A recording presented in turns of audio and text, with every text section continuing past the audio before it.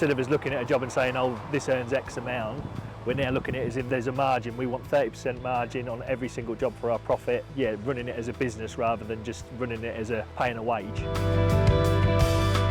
It's Stephen Smith and my company's We Fix Any Limited. In our first year we turned over just shy of 250,000. As We Fix Any Limited we're hoping to turn over around sort of 300 to 350,000. The idea is that I'm going to be the person going out and selling the boilers and Mark will be running the business and everything else and doing all the admin side.